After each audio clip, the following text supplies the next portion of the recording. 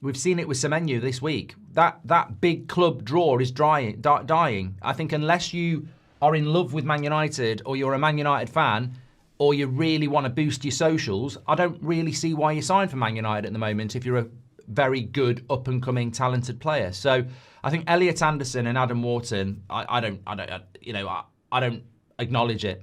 It would be a fantasy. It would be unreal if we signed them, and I don't think it's going to happen.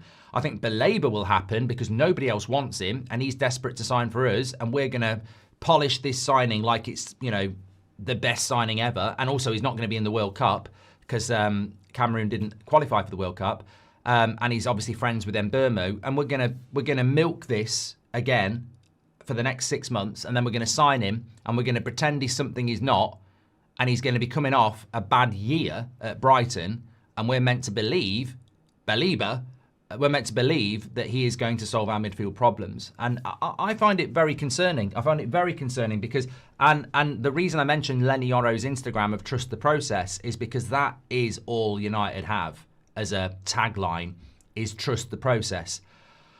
And if you trust the process, great. But I don't trust the process. I don't think there's any evidence to trust the process. So it worries me. It worries me that Amorim is so headstrong on Baleba. It worries me that Wilcox and Baleba and Barada and Sajim are so willing to write a cheque for Baleba because Brighton are not lowering that price either. They're not going to let him go for anything less than 60.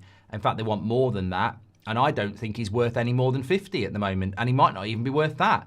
One good season in the Premier League and one bad season in the Premier League doesn't make you a £60 million midfielder.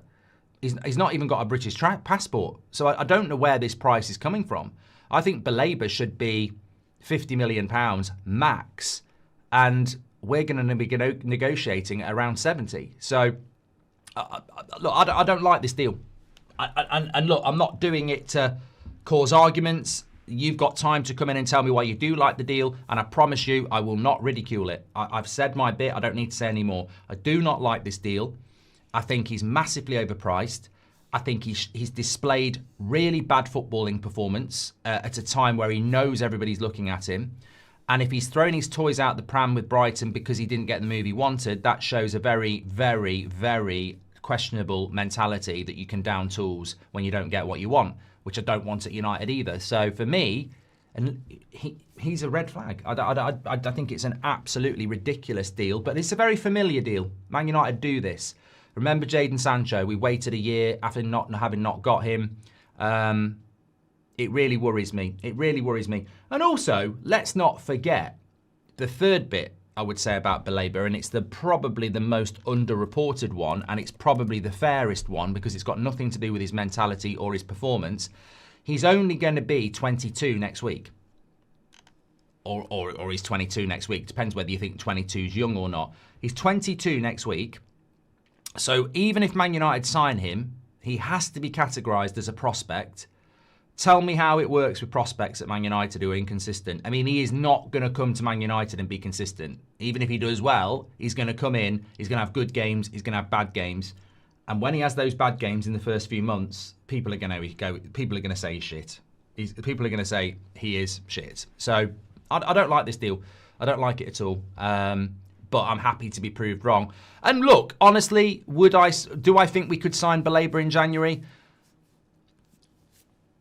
I have to say, and this is not being a hypocrite, because I want us to sign a midfield in January, and if and people will say this is hypocritical because their brain doesn't work in the right way.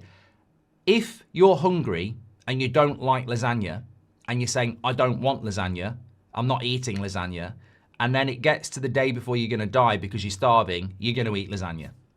You're not a hypocrite, you're going to eat the lasagna because you need to eat. But if you've got a choice, you're not going to eat lasagna.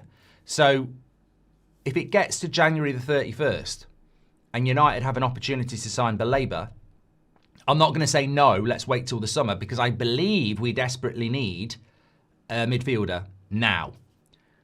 So I'd take that chance. I'd be worried about the price, but I'd take that chance.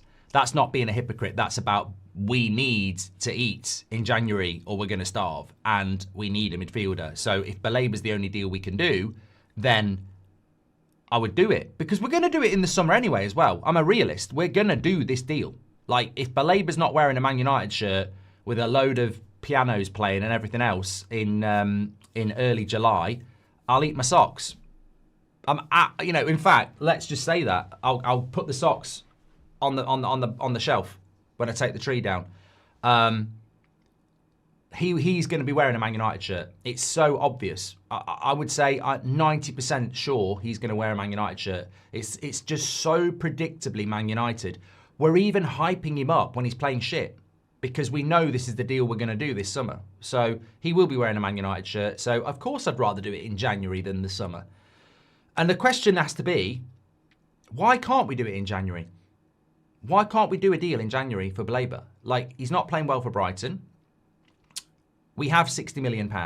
Why can't we start negotiating again? There's actually no reason why we couldn't negotiate for him in January. But we won't. We won't. We'll wait until the summer so we can spend 6 weeks negotiating but still give Brighton what they want. But we could go for him in January. And a lot of people in the chat have said, do you think we could do it in January? We could, but we won't. We definitely could do it in January, but we won't.